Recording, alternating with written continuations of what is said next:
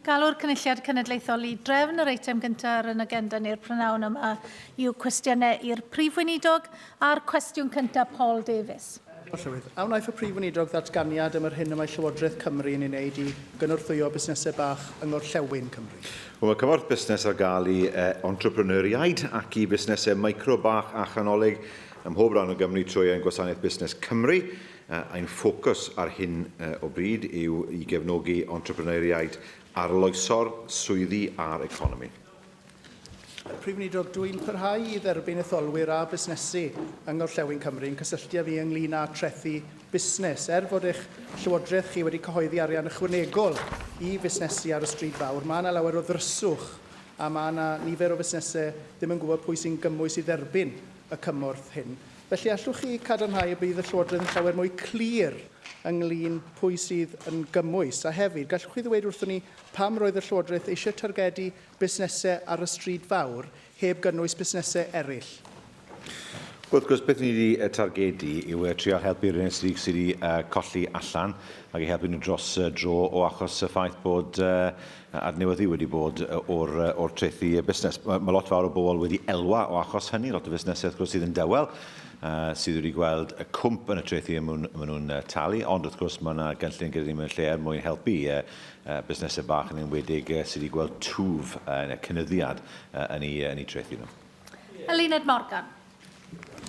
Mae ffigurau o Banc Lloyds wedi dangos bod 40% yn llai o fusnesau wedi cael eu sefydlu yn y 5 mlynedd diwethaf yma yn Sir Benfro, Gwynedd, Ceredigion a Sir Fôn I gymharu gyda cwmp o 26% ar os Cymru, 20% yn Lloegr.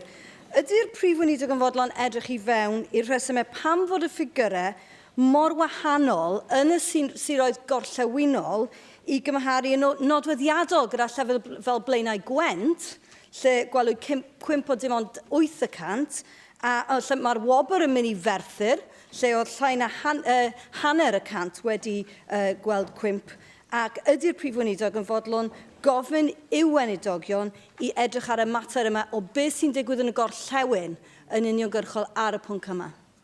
Wel, fi'n credu y sôn yw amdano ffigurau Banc Lloyds. Dyn ni ddim yn gwybod beth yw'r methodoleg maen nhw wedi defnyddio.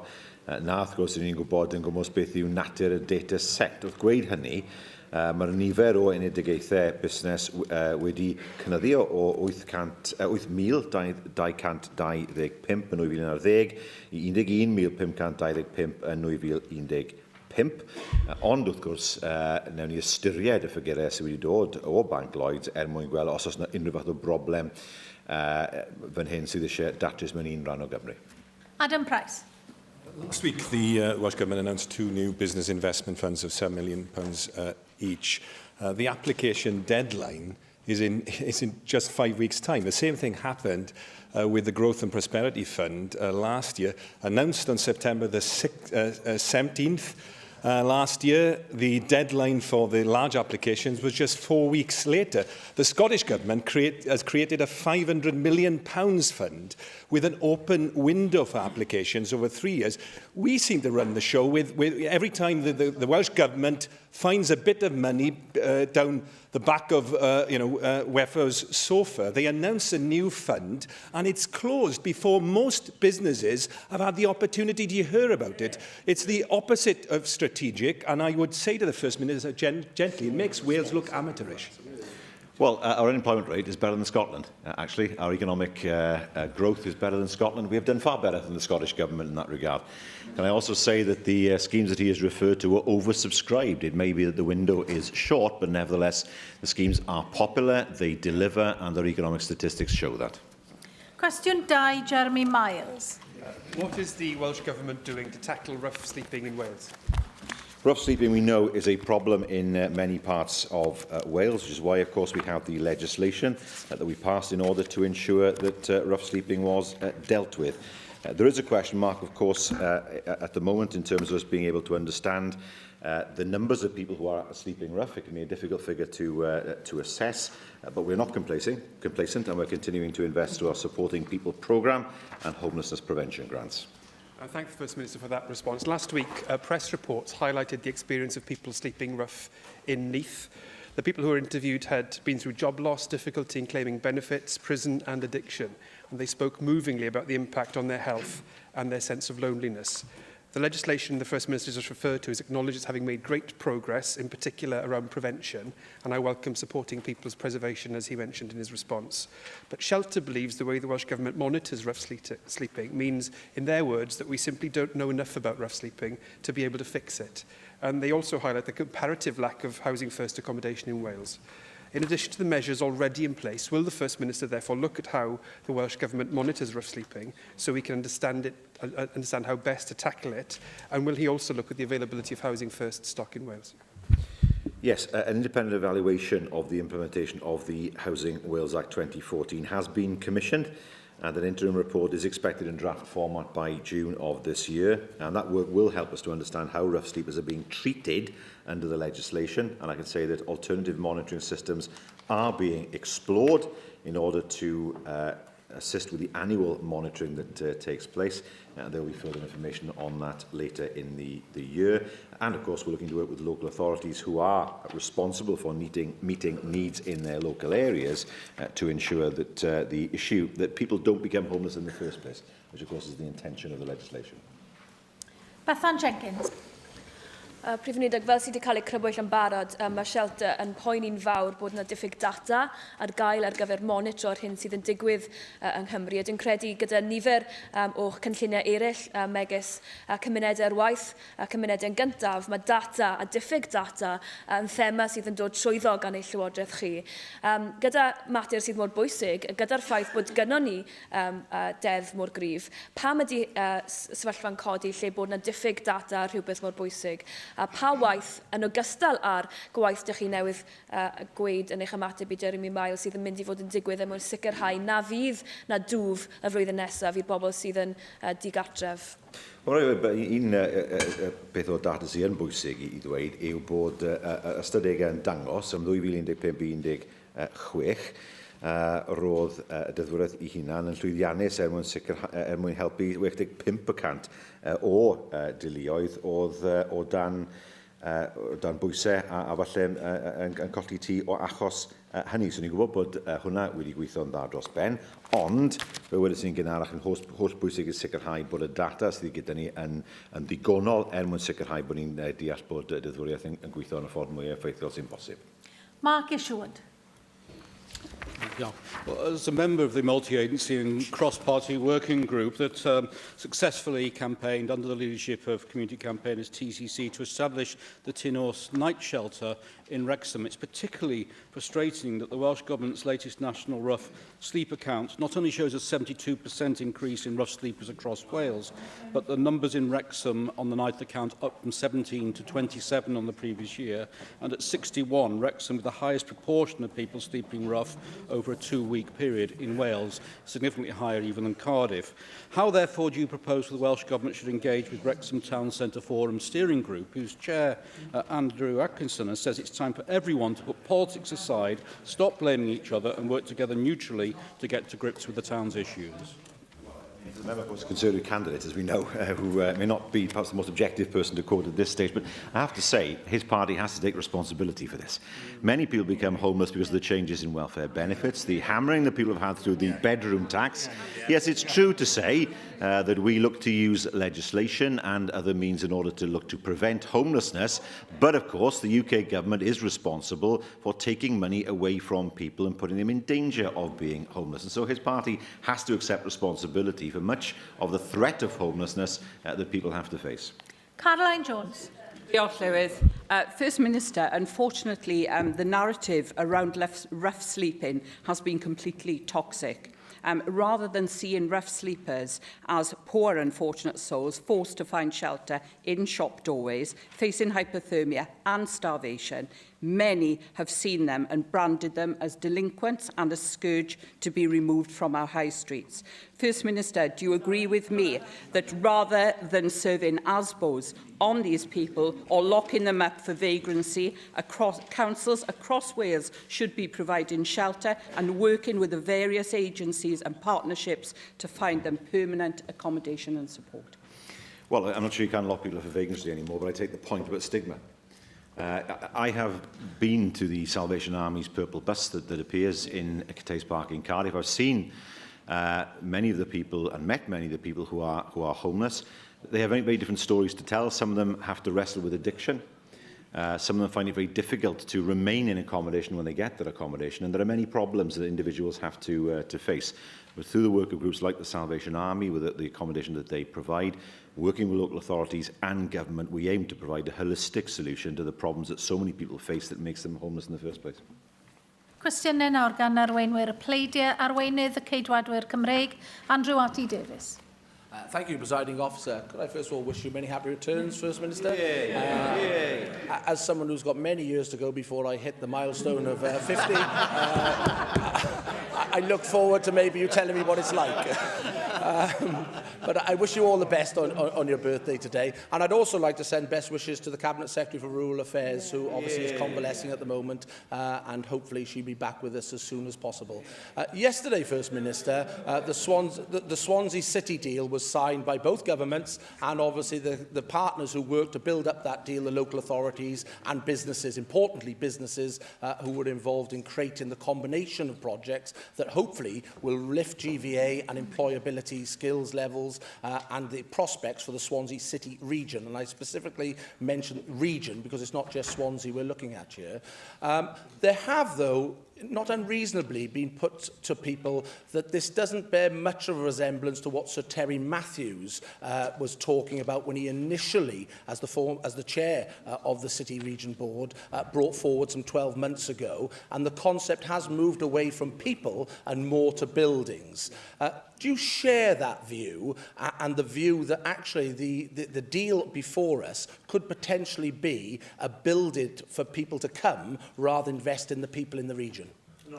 I mean, the deal itself is a deal that had to be agreed via the local authorities and by UK government and with ourselves.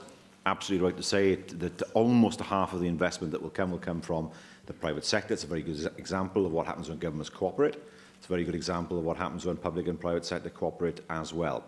The projects, the 11 projects that will be funded, are intended to create more than 10,000 jobs. So it's not about buildings, it is about creating jobs and opportunities for people, and that is something that both governments and the local authorities are confident will happen.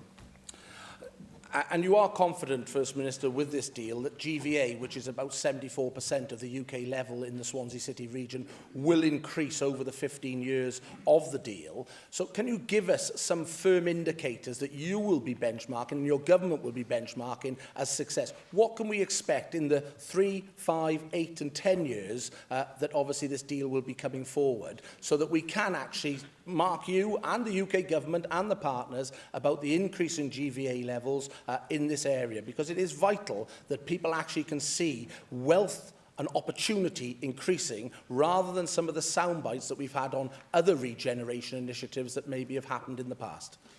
There is an issue in Wales, as indeed there is in the UK, about productivity. There's no easy silver bullet that deals with productivity, but one area where productivity can be improved is through skills, providing people via those skills with higher paid jobs. The leader of the Welsh Conservatives asked, how do we judge whether the scheme is successful? Two ways of measuring. First of all, an increase in GVA per head, and secondly, an increase in GVA per head when compared to the rest of Wales and the rest of the UK. Both those things I expect to see delivered. I welcome that. I would have liked maybe a more definitive mark as to where you would like to see GVA over the period growing to from where it is at the moment, at 74%. But it is important that Cardiff has got a city deal, Swansea has got a city deal, Swansea City Region has got a city deal. Obviously, North Wales desperately needs the growth deal to be delivered. And yesterday, in The Guardian, you accused the Prime Minister of having a tin year when it came to listening to concerns that you raised around devolution and maybe the constitutional fabric of the UK. One thing that has come out from North Wales, from the Ambition Board in particular, is the ability for the Welsh Government to devolve responsibility to North Wales so that those powers around business rates, for example, around skills and around transport, and I appreciate there are issues around business rates, but on skills and transport, there would be a greater synergy between the Northern Powerhouse and North Wales to create a better driver for economic prosperity in North Wales. Will your government actively consider devolving responsibilities out of Cathays Park, or will you be showing a tin-ear to the requests that are coming out of North Wales from businesses and council leaders when they're asking you for this responsibilities? Well, there's no difficulty with what the Leader of the Welsh Conservatives is saying. The Cardiff City deal and the Swansea Bay deal are driven by local authorities. It's something that we seek to impose. The same will apply to the North Wales growth deal. I made the point yesterday, this is not about the south of Wales or indeed about large urban areas. These are the two deals that were ready first because of the working between local authorities. The North East particularly will come next, and we will look to devolve as many powers as we can in the future. In terms of business rates, it's more difficult because with business rates we know that there are many local authorities who would lose out if business rates were devolved. But we want to make sure that as many decisions are taken locally as possible. That means local authorities being very much in the driving seat, working together to deliver for their regions and working cross-border, of course, with creating prosperity both sides of the border. Arweinydd Grŵp UKIP, Neil Hamilton. Diolch yn fawr, Clywyd. Well, I'd like to wish the First Minister happy birthday as well and to assure him that as you get older, there's nothing to fear as long as you remain in rude health, like me. The First Minister will agree. The First Minister will agree, I'm sure, whatever our differing views on Brexit, uncertainty is to be deprecated, and the Prime Minister at least is about to resolve one uncertainty by triggering Article 50. It's regrettable, though, that Nicola Sturgeon has now sought to create another uncertainty over a referendum in Scotland, no doubt confident that the Prime Minister would refuse her request. I wonder if the First Minister would agree with me the best way to reduce this particular uncertainty is to call Nicola Sturgeon's bluff and hold a referendum. Well, first things first, I should thank the Leader of UKIP and indeed the Leader of the Welsh Conservatives for their good wishes from different perspectives, indeed, in that regard. But my view is, and I've said this publicly, that if the Scottish Parliament votes to hold a referendum, the UK government should not stand in the way of the Scottish Parliament any more than the European Commission or Parliament should have stood in the way of the UK holding a referendum on Brexit. And I think it's right that if the Scottish Parliament supports a referendum and looks for a particular date, that the views of the Scottish Parliament should be respected. Well, I'm glad to hear the First Minister say that because I agree with him. That it is rarely wrong to consult the people on a major issue of this kind. And if there were to be a referendum campaign, it would also have some relevance for Wales because Scotland has a budget deficit of 15 billion a year, although it's a larger economy than Wales. It's much the same figure as we have here, 15 billion deficit. And that is effectively a transfer of funds from one part of the UK to another, which would disappear if either Scotland or Wales became politically independent. Well, it is not my view that independence is in Wales's interests. I'm aware of the substantial financial transfers that take place that come into Wales, which is why I'm a strong devolutionist, but not somebody who supports independence. Exactly. And it's very important, I think, all of us who believe in the integrity of the United Kingdom should remain united on this point, that actually Wales would be vastly poorer if it left the United Kingdom, because there is no way that any cut in any budget by a UK department, which would be subsequently devolved to Wales, could possibly be compensated for in any other way. And therefore, because public expenditure is now nearly 60% of the Welsh GDP, there would be a massive hit for all poor and vulnerable people and all those who rely upon the National Health Service and other social services for their health and well-being. The case for independence by those who make it in Wales is built not on the economy, to my mind, but on emotion. What we must guard against, from my perspective, is that the emotional case doesn't overwhelm the economic one, which is why it's hugely important that when the UK leaves the EU, that we have in place a structure that reflects a proper partnership of 4 nations within the UK, that it's not a case of the UK government imposing its will in devolved areas on the devolved governments, and we also have an independent adjudication process for policing the rules of the internal single market of the UK. I believe that's the way forward. Respect for the 4 national identities within the UK, as well as other identities within the UK, and that, for me, would represent for Wales a very good outcome. But my worry is The UK government, I mentioned, I did say that the 10-year, or the meeting yesterday, was better, I have to say, than any we've had in the past. It is hugely important the UK government itself doesn't create the conditions where people feel annoyed enough to take the view that actually they don't believe the UK is worth preserving. That is not something I'd want to see. Arweinydd Plaid Cymru, Leanne Wood. Well, it's clear that Wales is so wealthy and so prosperous that the status quo is the only option for us, isn't it? First Minister, in recent years there have been a number of scandals concerning the quality of treatment of some patients in some wards in the Welsh NHS. How confident are you that the systems for identifying and correcting problems are now robust enough to prevent another Tawel Van or Princess of Wales style scandal? We're confident the structures that are in place now would avoid those scenarios and are robust. First Minister, one area of hospital treatment where problems have regularly been identified is that of hospital nutrition and hydration. Hospital nutrition is a basic healthcare need. I'm sure you'll agree with me on that. Now, yesterday, the Public Accounts Committee released another report on nutrition, and this is 5 years after the last report on nutrition. The report found, and I quote, a story of a distinct lack of leadership, stagnant activity and frustratingly slow progress in a number of important areas. You claim to have introduced new initiatives to fix this. Why have they not yet succeeded? And what reasons can you give for the slow progress on hospital nutrition?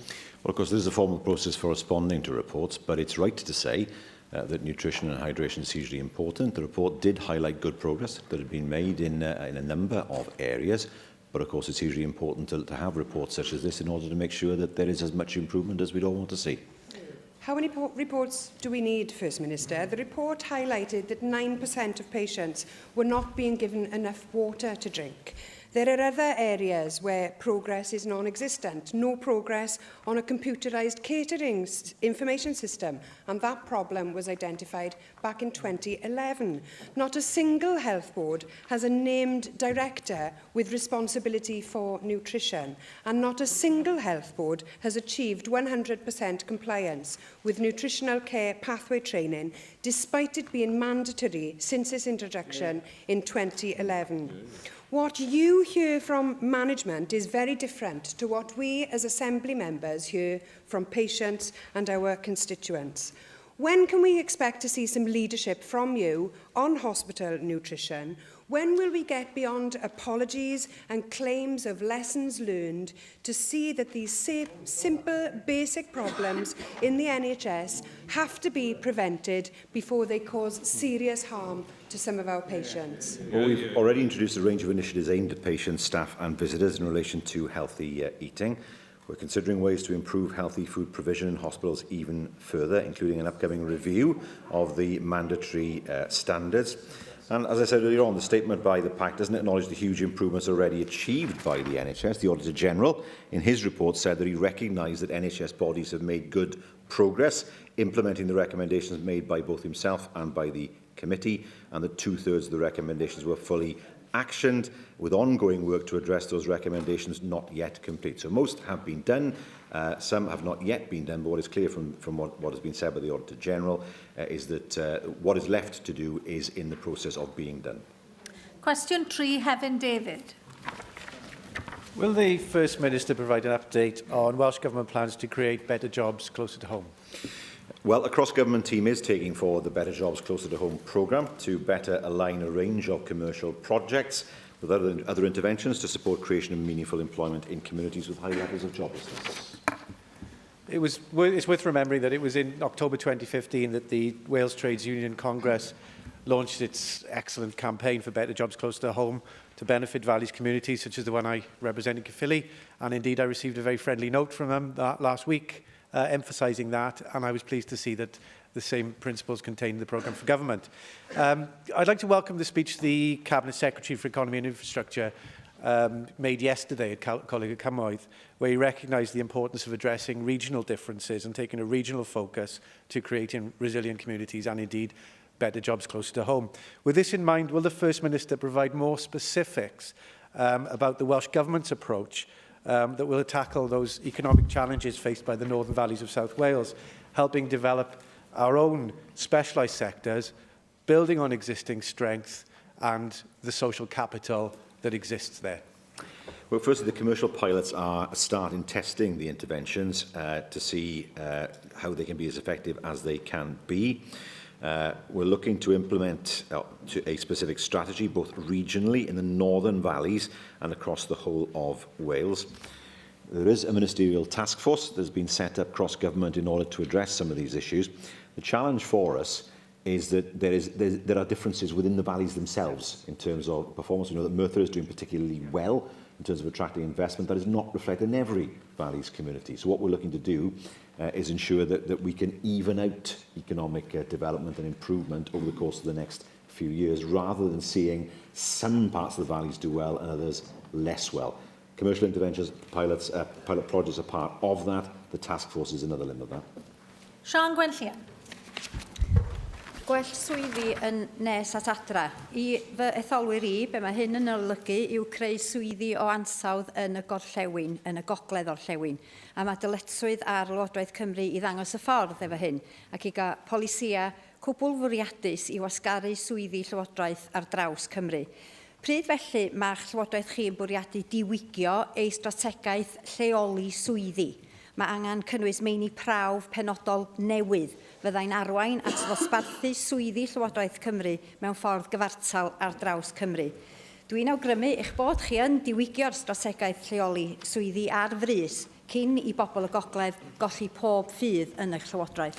Wel, fi'n gwybod yn Llywodraeth Heg, wrth gofio ffaith nifer Llywodraeth nath agor cyffordd Llandudno.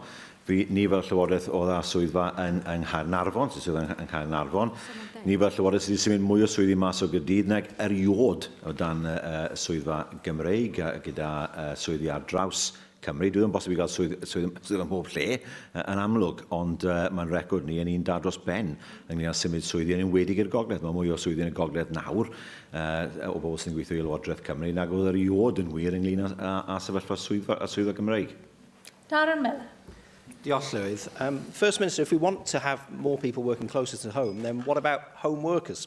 One of the problems that home workers face in my constituency and in other parts, particularly of North Wales, is poor broadband connectivity. We saw a report last week which said that some of the slowest speeds can be found in North Wales, and there's still many people who don't have access to superfast broadband. What are you doing to hold BT and Openreach to account to make sure that they deliver on their promises and their obligations under the scheme, and what action are you taking to address those 5% or 4 or 5% of properties which are currently outside the scope of the scheme, so that those people too in those areas can also have the opportunity to work from home? Yeah, as the member knows, we're looking for 96% of premises to have access to superfast broadband by the summer. They would never have had access, many of those premises, without government intervention because the market was never there. Yeah. Right to point out, of course, the 4%, roughly, of people who wouldn't be part of Superfast Cymru. They are in particularly remote areas. There will be other alternatives that have to be explored for them, such as, for example, the use of satellites rather than using the cables. These are issues we're aware of. We want to get, even though Superfast Cymru focuses on the 96%, the 4% are not forgotten about. David Rowlands. First Minister, I'm given to understand that there are at present 175 businesses on waiting lists for council-owned units in Caerphilly, some for up to 5 years. Can you therefore indicate, are there any government plans to help councils like Caerphilly construct new units to accommodate such surpluses, given the fact that obviously these companies have the potential to create thousands of jobs close to home?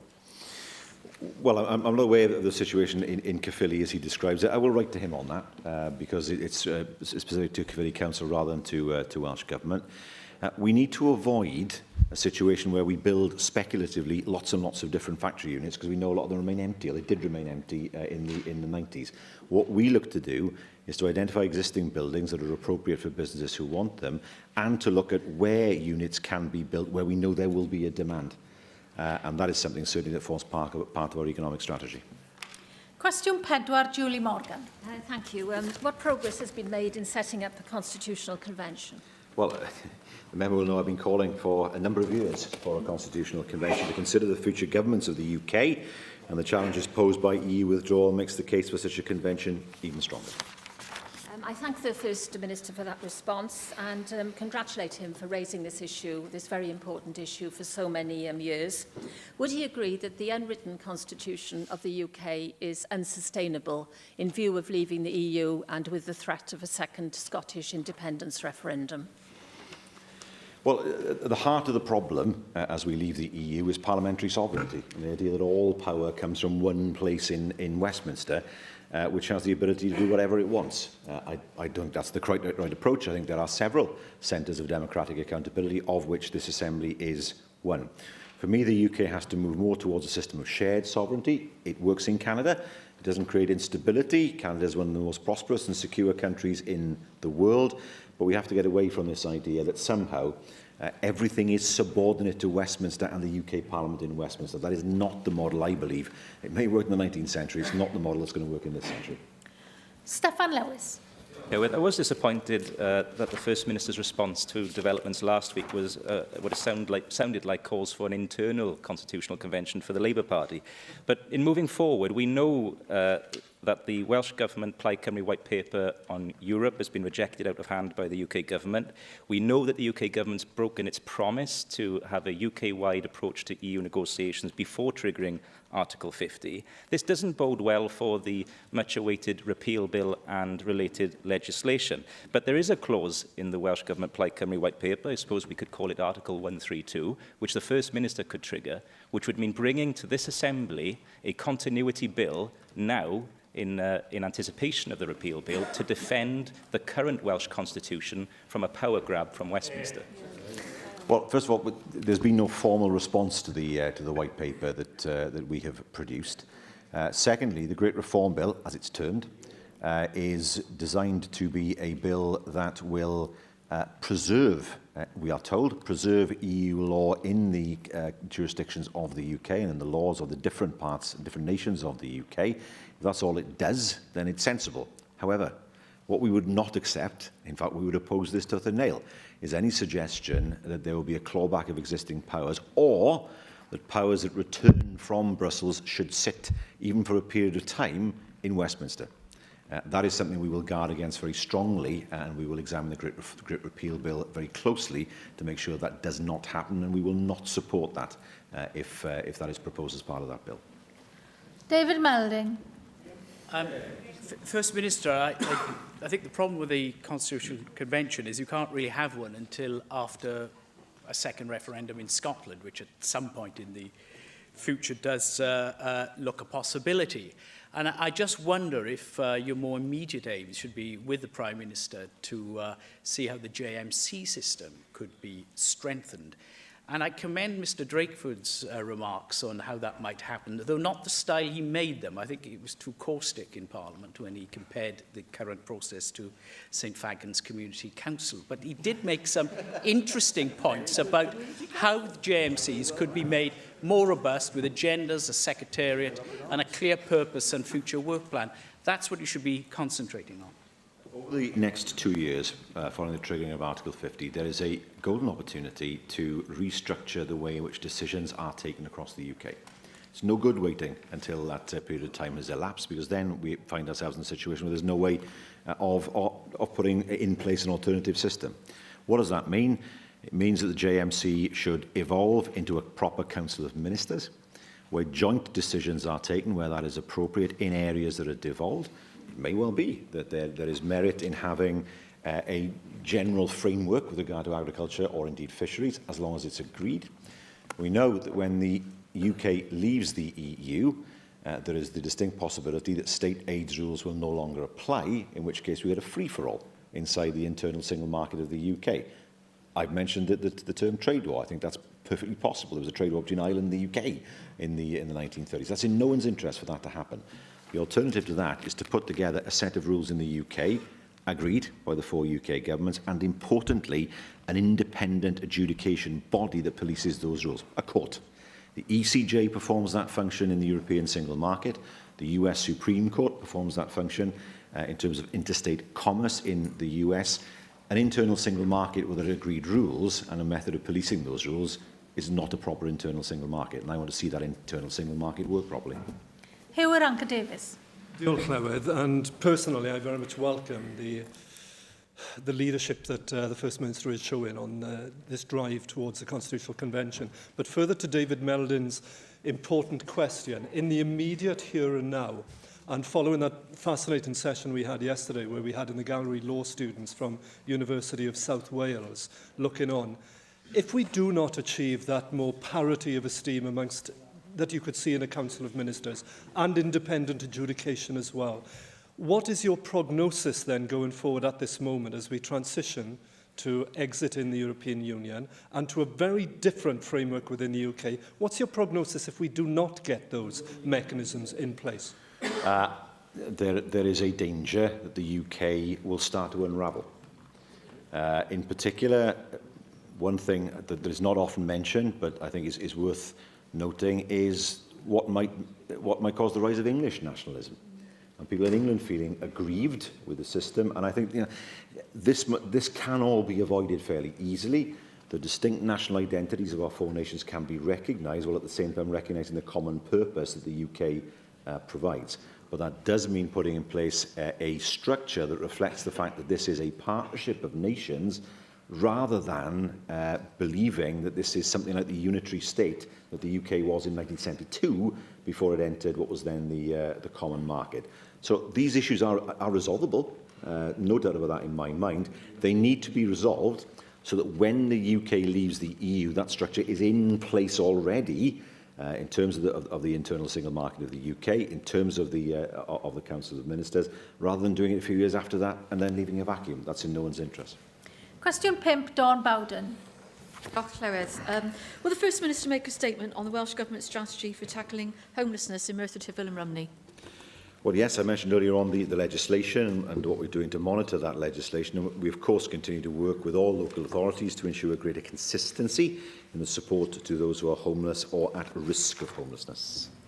Thank you, First Minister. My concerns are similar to the ones that were raised by Jeremy Miles earlier on, but I want to focus on one specific point. I had the opportunity during January, well, through to just this week, of volunteering in the winter night shelter in Merthyr Tydfil that was provided by the council, and I'd probably like to place on record now my thanks to Merthyr Tydfil Council for providing that night shelter, and for the selfless volunteers that have worked throughout the whole of that period to support the residents there. But I think what I was probably moved by more than anything else was the total hopelessness of people that find themselves homeless now. There were lots of people there using the shelter who'd find themselves homeless for a number of reasons that you alluded to earlier on, health problems and drug dependency and so on. But I was also struck by the number that were there because of family breakdown in relationships. So they didn't have other issues, just literally nowhere else to live. And it was the kind of downward spiral you do need to come to a question that those people face. The question, First Minister, came about as a discussion that I had with two relatively young men who decided that they could best lift themselves out of homelessness by joining together to get a place to rent. They'd found a suitable place. You really do need to get to your question. I need to explain. No, you've already explained. You've already explained your explanation. Now get to your question, please. They couldn't find a guarantor because they had no access to anybody that could guarantee the rental with the private landlord. So could you, First Minister, give some indication of what the Welsh Government can do, possibly working in conjunction with local authorities and housing providers, to break down the barriers which make it difficult for the homeless to secure rented accommodation, and possibly look at... Can you please answer the question, First Minister? The question has been asked. There are a number of issues that my friend, the member for Merthyr and Rumney, has identified. And that is, quite often people cannot get themselves out of the rut they find themselves in. They can't get a job because they haven't got an address. They can't look the part for a job because they haven't got any money. They find it difficult to access help for mental health problems or for addiction problems. There are pathways that people can follow that are provided by a number of third sector organisations, but getting people onto that pathway is often the difficult part. I suspect that for many individuals, it's a tailor-made approach to that individual that will work most effectively. But of course, we also face a situation where people are homeless because they literally have nowhere to live and they can't claim housing benefit because of their age. And because of that, they find themselves living on the streets as a result of that. And that is something that could have been prevented by the UK government. Mohammed Ashkan. Presiding officer, in October last year, the Conservative government announced £40 million programme to provide an innovative approach to tackling homelessness.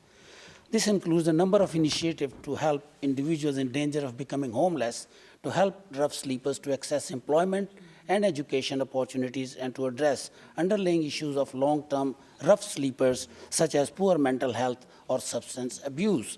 Will the First Minister agree to consider the UK government's programme to see what measures can be introduced to tackle homelessness in Merthyr Tydfil and other parts of South East Wales? Well, firstly, there are lots of young people who are homeless because of the UK government and the decisions it took with regard to supporting those who needed somewhere to live. They have nowhere else to live. They can't get housing benefit.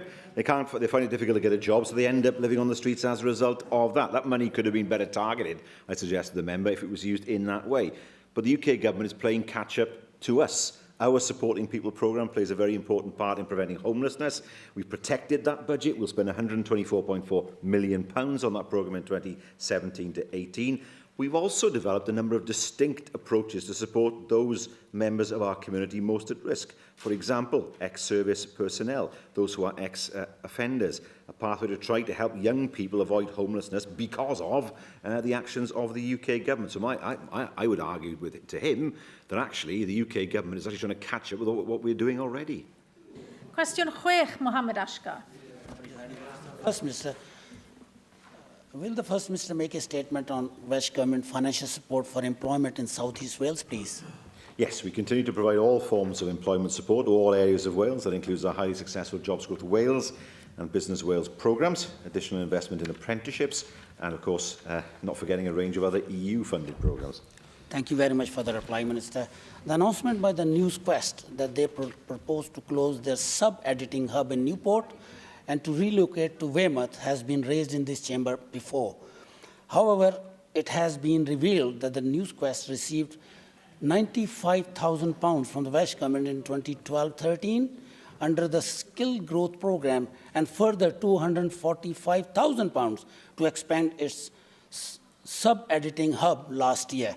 Will the First Minister advise what conditions apply to these grants and what action will the Welsh Government take to safeguard its investment in supporting employment in Newport? In 2015, we provided £245,808 to the company towards the creation of 50 jobs and the safeguarding of 15 jobs at the facility in Maes Glas.